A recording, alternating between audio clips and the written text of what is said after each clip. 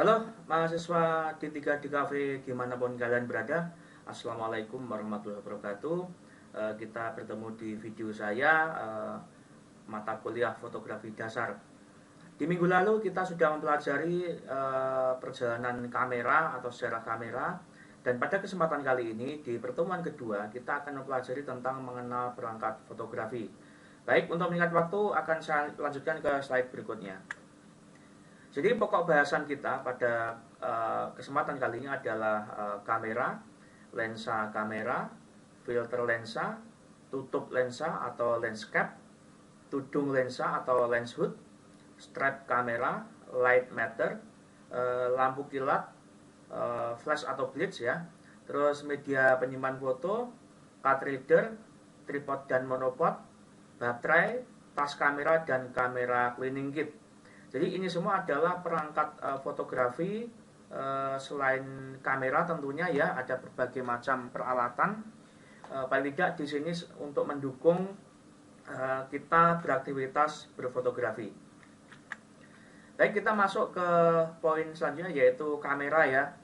Jadi kamera fotografi itu bermacam-macam. Untuk saat sekarang ya saya membahas tentang peralatan fotografi di masa sekarang ya. Baik itu kamera DSLR, ada kamera mirrorless, dan pastinya itu kamera di fasilitas di smartphone. Memang kalian mungkin tidak semua memiliki kamera DSLR dan mirrorless ya, tapi kalian memiliki kamera di fasilitas komunikasi yaitu di smartphone. Dan kamera di smartphone untuk saat ini saya rasa sudah lumayan canggih ya. Jadi bisa ada beberapa fitur di aplikasi itu berupaya untuk mengubah smartphone yang efek-efeknya itu menyamai ke kamera DSLR. Jadi di sini saya lebih ke membahas kamera DSLR ya, supaya nanti kedepannya kalian paling tidak menguasai, sehingga peralatan kamera profesional seperti ini nanti akan kalian gunakan ketika melakukan di dunia kerja maksud saya, untuk melakukan praktek pembuatan image atau visual yang akan dimanfaatkan untuk media desain seperti itu. Baik, sebelum kalian menggunakan DSLR itu kita wajib mengenal dulu bagian-bagian di kamera. Setidaknya nanti setelah mengenal bagian-bagian tersebut, teman-teman bisa dengan mudah mengoperasikan. Jadi kalau kamera DSLR itu pertama ada badan kamera atau body kamera, terus ada lensa. Jadi ada kedua komponen ini itu menjadi komponen utama ketika kalian memanfaatkan atau menggunakan kamera DSLR. Dan di badan kamera ya itu banyak sekali fitur-fitur atau tombol-tombol yang nanti kalian manfaatkan supaya nanti akan terjadi atau mendapatkan foto dengan apa yang kita harapkan. Jadi di badan kamera seperti teman-teman lihat ya, ada panel-panel yang sudah saya kasih angka 1, 2, 3 sampai 11 ya. Jadi teman-teman di kamera DSLR khususnya itu setiap merek itu berbeda letak panel atau fiturnya. Namun di sini semua fungsi adalah sama ya, seperti kita ketahui kalau di ini yang di kamera yang saya contohkannya adalah kamera merek Nikon ya. Ada yang poin pertama adalah pengatur program, panelnya bisa teman-teman lihat di sini. Oke. Terus yang kedua ada viewfinder untuk jendela bidiknya ketika teman-teman motret kita melihat ke jendela bidik ya. Kalau ada juga kamera yang menggunakan live view itu juga bisa, tapi di sini DSLR itu umumnya ada lubang atau jendela bidik ya, atau buat ngintip kalau kita motret gitu, namanya viewfinder. Terus yang ketiga adalah flash connector, letaknya di atas ini untuk dudukan flash eksternal. Jika ada lighting tambahan kita menggunakan flash connector seperti ini di angka nomor 3. Terus keempat adalah AE atau AF lock untuk mengunci pencahayaan ya. Terus ada 5 ini selector untuk nanti kalian bisa untuk merubah memindah menu atau merubah titik fokus. Terus ada tombol utama yang poin ke-6, jadi untuk mengatur speed ya, jadi speed atau mungkin exposure. Terus ada poin ke-7 tombol pengatur. Nah, di sini tombol pengatur juga ada fungsinya masing-masing ya. Ada menu, ada white balance dan sebagainya. Oke, terus poin ke-8 ada LCD di mana kalian bisa melihat menu-menu di situ dan melihat hasil foto setelah pemotretan seperti itu. Terus yang ke-9 ada tombol del atau tombol delete kalau misalkan kalian pengen menghapus image atau file. Terus ada lock select focus, poin ke-10. Jika kalian ingin mengunci fokus ya, setelah fokus ditentukan dan kalian kunci, L itu artinya lock ya di sini. Oke, terus yang ke-11 adalah baterai dan memori. Jadi memori dan baterai ada di sebelah sini. Oke. Tuh. Terus ada juga bagian atas kamera itu pertama ada LCD lighter. Ini ketika layar sini gelap, kalian bisa menyalakan lampunya untuk mengetahui poin-poin atau angka ya, supaya kalian bisa melihat exposure kalian. Yang kedua adalah kompensasi ya. Terus yang ketiga pengatur utama. Oke, jadi yang tadi yang kalian bisa mengubah speed ya. Terus ada metering. Metering itu ada poin yang keempat di sini. Kalau di fotografi ada spot metering, metric metering dan average metering. Nanti kapan-kapan akan saya jelaskan. Terus yang kelima ada LCD menu di bagian atas ini, kayak layar ini. Terus yang keenam pengatur kedua. Oke, jadi ada pengatur pertama di belakang dan pengatur kedua ada di depan. Terus yang ketujuh ada shutter. Shutter biasanya kalau teman-teman tahu itu buat menekan cekrek gitu ya. Kalau kalian mengeksekusi pemotretan itu ada tombol shutter di situ. Terus yang ke-8 ada flash connector. Tadi udah saya singgung. Terus yang ke-9 viewfinder, yang ke-10 ada mode atau program. Di sini kalian pengen mengubah-ubah menu atau program atau mode itu di bagian yang 10 ini. Oke. Nah, ini sebelum kita melangkah lebih jauh akan saya sedikit singgung tentang mode atau mode exposure. Jadi pada kamera digital ada beberapa macam mode untuk mengekspos objek. Jadi ada kode-kode atau simbol atau image tertentu untuk ini merupakan mode exposure-nya. Pertama adalah huruf P, artinya adalah mode auto multi program, yaitu pengaturan diafragma dan speed diatur otomatis oleh kamera. Yang kedua adalah S, atau di merek kamera yang berbeda itu namanya TV ya, adalah shutter priority auto, yaitu fotografer dapat memilih shutter speed yang akan digunakan dan diafragmanya otomatis. Jadi prioritasnya ada pada shutternya atau speednya. Terus ada A atau aperture priority, yaitu fotografer dapat memilih diafragma yang akan digunakan dan shutter speednya otomatis. Jadi prioritasnya ada pada diafragma ya.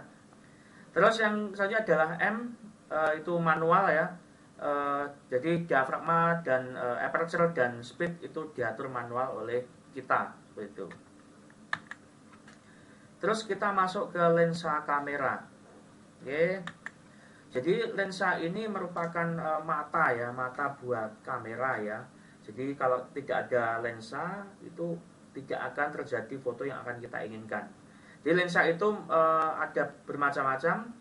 Lensa kamera menurut fleksibilitasnya ada lensa zoom dan lensa prime atau lensa fix. Terus lensa kamera menurut sudut pandangnya ada lensa sudut luas, lensa normal, lensa telezoom dan lensa wide to telezoom. Nanti akan saya jelaskan satu persatu. Jadi pertama adalah lensa zoom. Merupakan lensa yang memiliki rentang fokal yang bisa diubah-ubah. Misalnya lensa 1855 artinya kita bisa memilih fokal length dari yang terluas di posisi 18 pastinya ya, sampai fokal maksimum di posisi 55. Keunggulan lensa ini adalah jika kita ingin memotret benda yang dirasa jauh, kita tidak perlu repot-repot mendekat ke benda tersebut.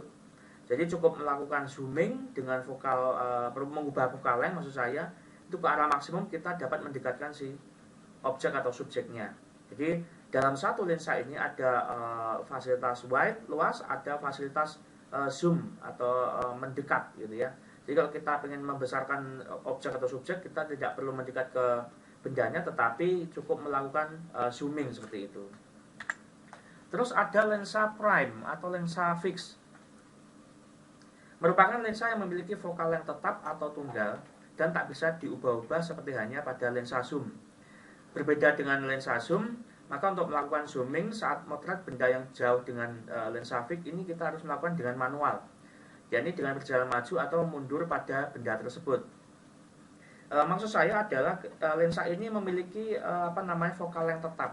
Jadi kita berbeda dengan lensa zoom tadi ya. Kalau kita pengen benda yang mendekat ya besar ya kita mendekat, pengen tampak luas ya kita menjauh. Nah, di sini tadi ada lensa zoom, terus ada lensa prime, terus ada juga lensa sudut luas atau wide angle lens. Nah, di sini lensa sudut luas ya, itu memiliki tampilan hasil foto itu yang cenderung lebar atau luas ya. Nanti ada fotonya nanti. Nah, ini teman bisa melihat ketika saya menggunakan lensa sudut luas seperti foto-foto ini. Jadi hasil setiap sudut di sini akan terasa tajam. Baik. Nah, di sini teman bisa melihat ya hasil foto dengan menggunakan lensa sudut luas. Jadi terkesan tertangkap secara luas, itu tertangkap dengan sempurna seperti itu dengan menggunakan lensa sudut luas atau wide lens. Terus ada lensa normal.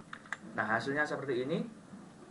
Jadi kalau tadi kita menggunakan lensa wide ya atau ultra wide, nah di sini lensa normal itu efeknya lebih dekat lagi dan menyerupai mata atau karakter mata manusia. Oke, teman bisa melihat ya, ini foto-foto saya menggunakan lensa 50 mili. Terus ada juga lensa tele. Nah, lensa tele ini lebih mendekat lagi ketika kita menginginkan bendanya yang benda dari jauh itu. Kita tidak perlu mendekat ke bendanya untuk meng-close up atau mungkin mendekatkan objek atau subjek. Cukup dilakukan zooming ya, atau mungkin lensa ini dari jauh kita sudah bisa menangkap si objek-objek tersebut.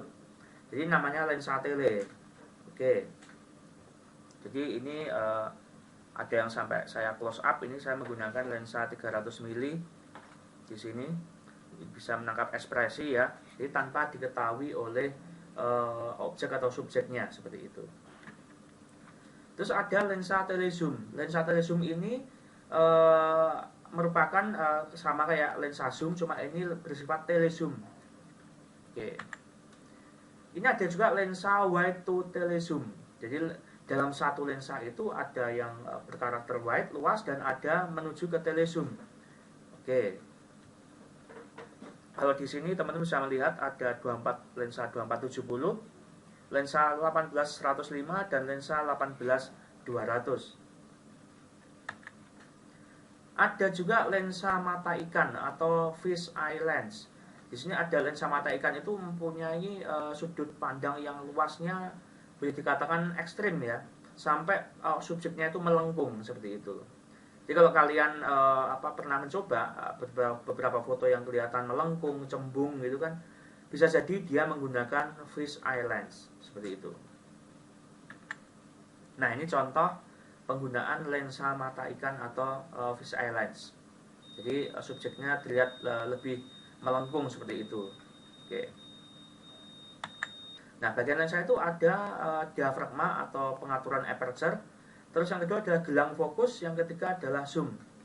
Oke, diafragma atau aperture, pengaturan aperture ini ada di bagian belakang, paling belakang konstruksi sebuah lensa. Yang kedua di sini ada gelang fokus untuk mengatur fokus, dan yang ketiga adalah untuk pengatur zoom.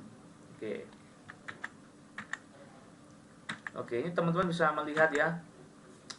Ketika saya menggunakan berbagai macam panjang vokal, ada 14 mili. 14 mili itu lensa sudut luas ya. Terus ada saya menggunakan lensa 35 mili. Terus yang ketiga saya menggunakan lensa 56 mili. Teman-teman bisa melihat sendiri efek yang dihasilkan pada berbagai macam rentang lensa tersebut. Semakin panjang atau besar panjang fokalnya itu sudut pandangnya semakin sempit. Ini lensa 56 mm dengan bukaan atau aperture 1,2 seperti itu. Jadi belakangnya atau backgroundnya terlihat kabur atau blur, atau ada yang mengatakan bokeh seperti itu. Oke, ini saya coba motret lagi dengan lensa yang sama. Ada 14 mm, 35 mm, dan 56 mm, tapi fokusnya pada kamera. Jadi ada jarak, ada kedalaman di situ ya. Ketika saya menggunakan berbagai macam focal length ya, itu ada jarak, ada kedalaman, ada dimensi, sehingga foto ini menurut saya itu menjadi lebih menarik. Ada kedalaman di situ, ada focus of interestnya di situ, terasa banget. Oke. Terus selanjutnya ada filter lensa. Nah, filter ini digunakan ketika fotografer menginginkan efek-efek khusus pada hasil foto. Kalau mungkin zaman saya ketika menggunakan analog, filter ini sangat berguna sekali. Tetapi sekarang itu dengan software ya, software foto-foto itu bisa efek ini, filter lensa itu bisa diubah-ubah ya, atau kita edit fotonya itu menggunakan software, bisa mungkin Photoshop atau mungkin Adobe Lightroom. Tapi kalau kalian pengen bermain manual ya, kalian bisa manfaatkan filter-filter ini ya. Oke. Terus ada tutup lensa atau landscape ya. Ini biarpun sepele tapi juga sangat penting. Untuk melindungi lensa bagian dalam kita harus memberikan tutup. Jadi kenapa kok memberikan tutup sangat penting? Karena jika lensa itu kotor atau tidak sempurna, maka hasil foto kita juga tidak akan baik seperti itu. Oke, selanjutnya ada tudung lensa atau lens hood. Di sini tudung lensa itu berfungsi untuk menghalangi atau meminimalisir cahaya yang tidak diinginkan, khususnya dari depan, sehingga foto yang dihasilkan tidak terjadi flare. Ya, flare itu cahaya yang tidak diharapkan masuk seperti itu. Tapi ada juga yang fotografer yang pengen efek flare, sehingga penggunaan tudung lensa ini tudung lensa tidak digunakan, karena dia pengen efek flare-nya nampak di foto tersebut.